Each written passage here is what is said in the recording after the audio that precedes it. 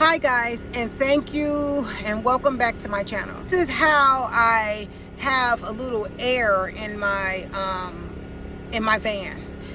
I'm not getting ready to give you the beautiful life. Some van lifers, they only show the beautiful parts of van life, but when you living in a van, you have to deal with the small parts of the van, how little it is. You have to make sure that it's clean in your van. You have to make sure that it's not cluttered.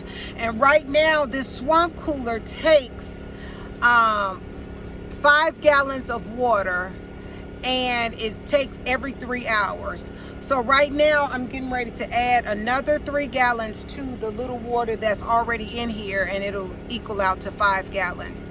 So typically what I do is in the morning, I get up. If I'm not working or anything, I'll go to the park and I'll start just breaking everything down, taking out my generator, making sure I have gas in it. And right now it's about 110 degrees today. It's very hot. I am sweating, as you can see. I'm not going to give you a video where I have a whole bunch of makeup on. This is the reality of living in the van. So right now I'm just going to go ahead and add some water to my swamp cooler. So I have these 3 jugs up here.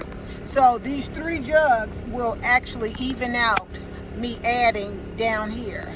So typically what I have to do is I have to turn the swamp cooler to the side a little bit because of where I have it placed. I have to turn it. And what I have to do is keep this towel right here, so when the water do drip, it'll drip on this towel. So here's the little tutorial. So I'll take 1 gallon of water and I'll take it and I'll pour it on the side here, right in this little spout right here. I don't know if you can hear my generator running, but it's running right now. So I turned off the swamp cooler, and now I'm adding water to it. I don't know if you can see down at the bottom, but in that center, that's where it shows how much is being filled up in the swamp cooler. So I'm adding 3 gallons. So this is the first gallon that I'm adding to it.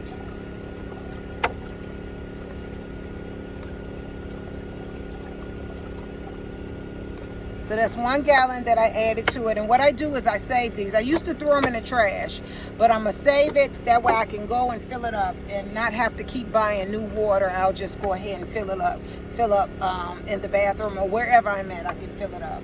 So now I'm getting ready to add the 2nd gallon to it. And it's almost on full. If you can see that little line right here in the middle, right here. Right there. It's almost on full.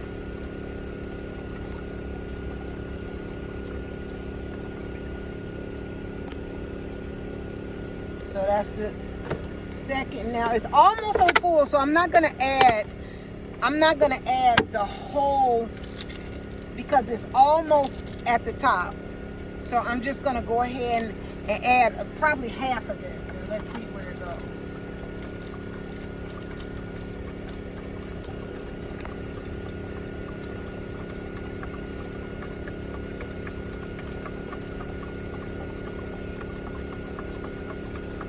Okay, so it's full. Now I'm gonna save the rest of this water. I'm gonna fill it up. I'm gonna go, since I am in a local park, I'm gonna go, and when it gets about halfway full, I'm gonna go and fill up all my water bottles, and then I'm going to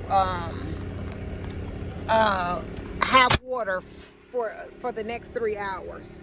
So if you can see right here, this is the level of the water here.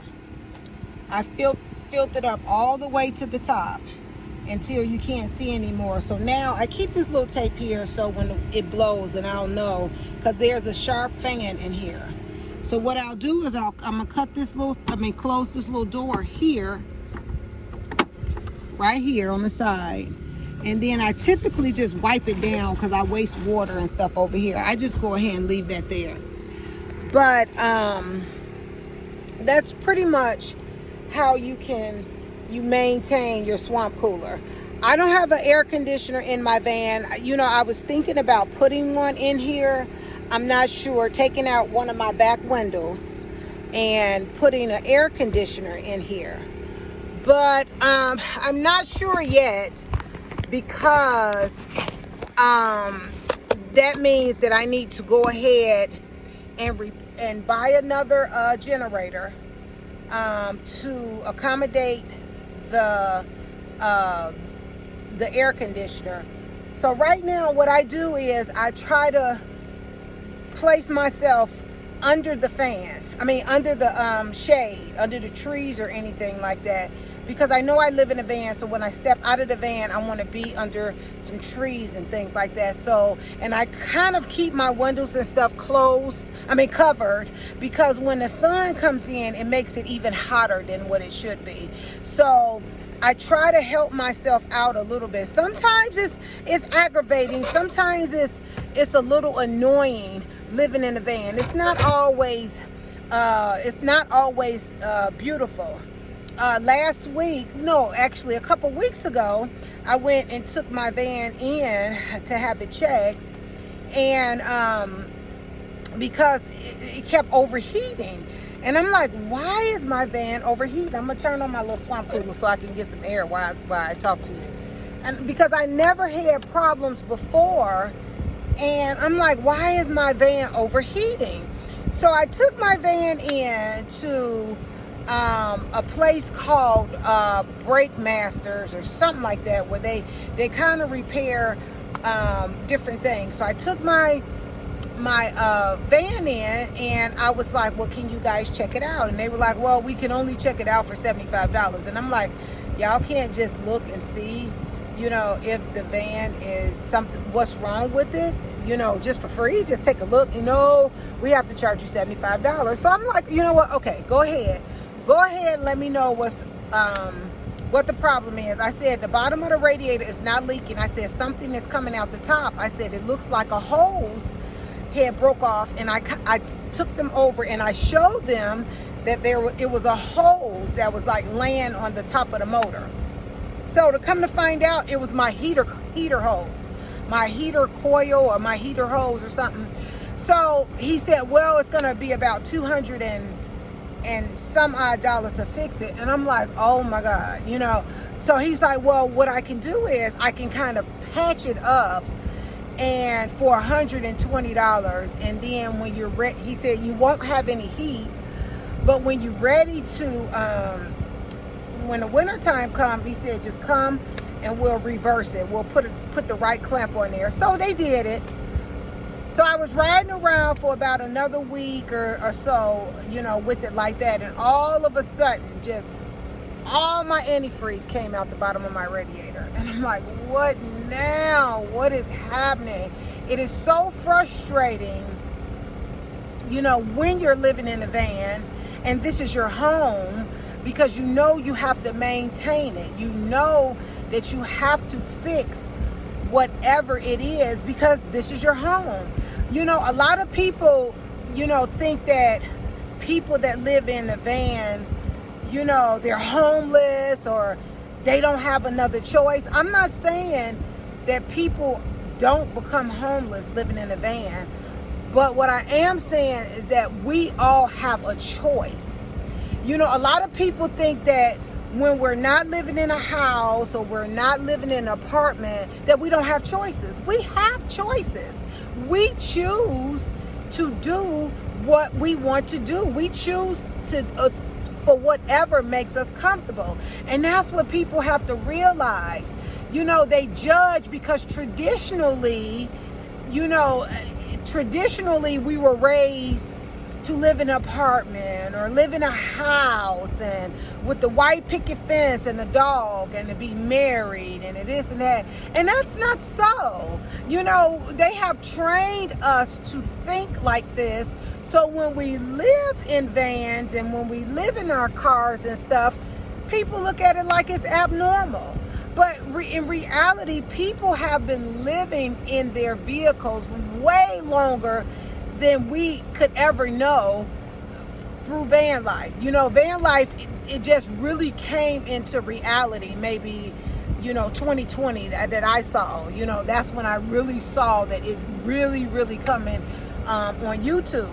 And I followed everybody, and I looked at all their little beautiful vans, and I looked at how they did it, and it's so, and true enough, it's pretty, but I like to look at the meat and potatoes of things. What am I gonna face when I'm living in a van? You have to make a list of things, your pros and your cons of living in a van. And you have to weigh those things out. Right now, as you know, rent is going up. Rent is like astronomical. It's like almost $2,000 a month. And it's like, oh my God, and then aside from the rent, and you have the electricity, and you have all of these bills, and you know what, honestly, I just don't want them.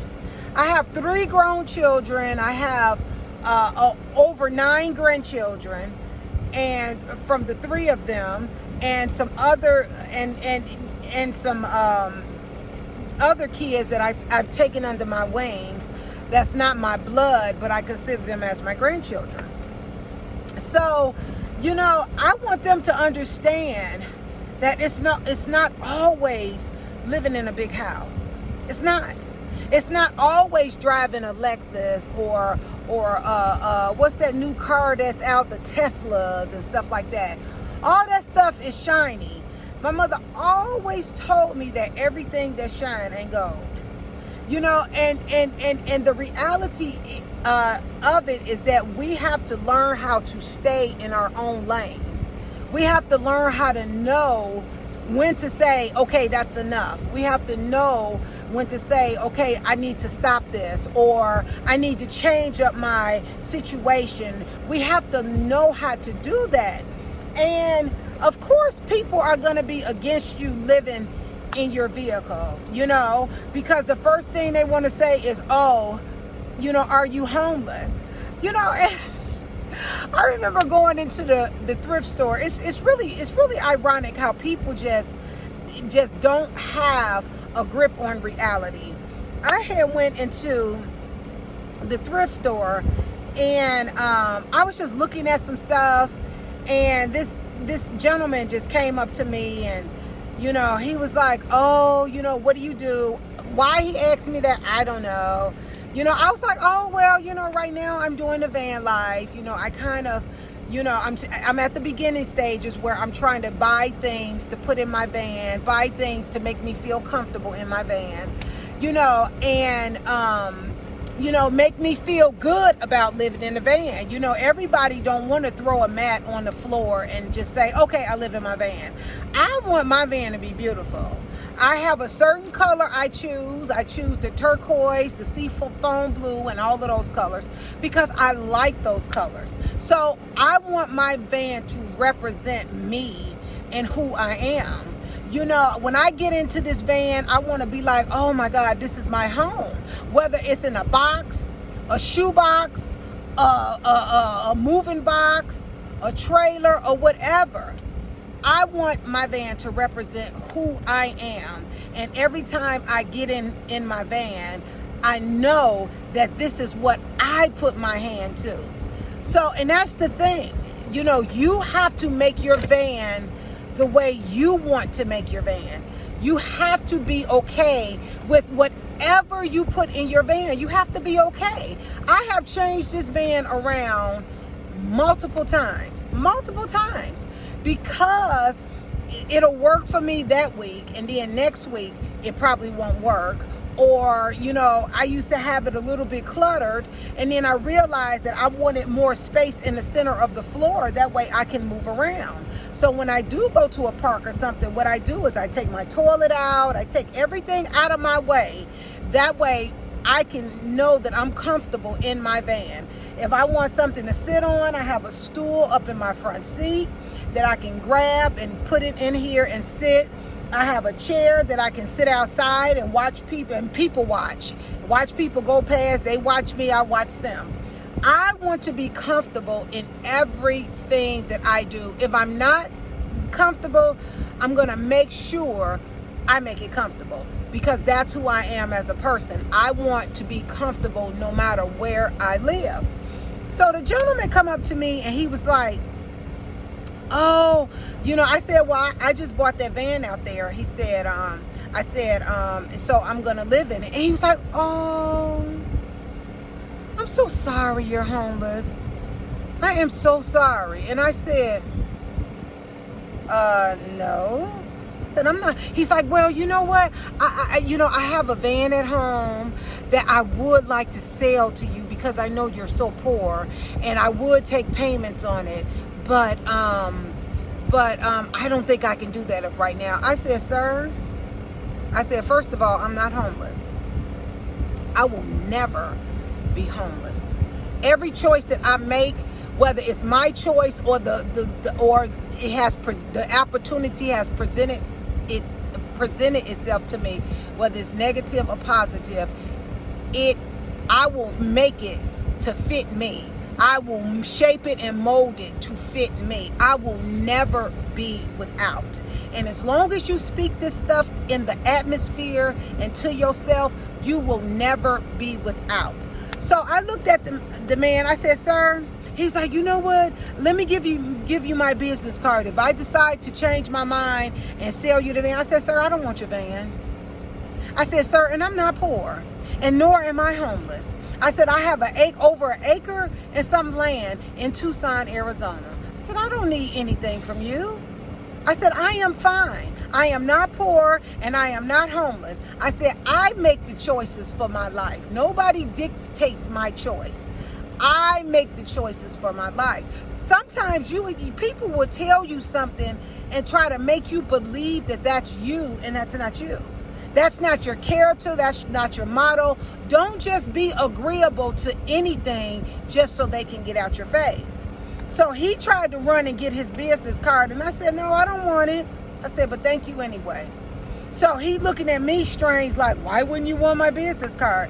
And I just kept going, because people would put negative in you and they think that you're supposed to accept it. I am good at rebuking people. I rebuke you in the name of Jesus. I am a child of the King. So I am not about to sit and let you plant these false seeds in my brain, in my mind, to make me believe that I am not who I am. Now, I might not live like the person down the street, and I might not have a big person like the other person across the street, but I am comfortable in my skin, and I am comfortable to the point that I know if I'm uncomfortable, I'm going to figure out what it is, and I'm going to fix it to be comfortable. So I went on with myself, got what I needed to get, and I go on with myself.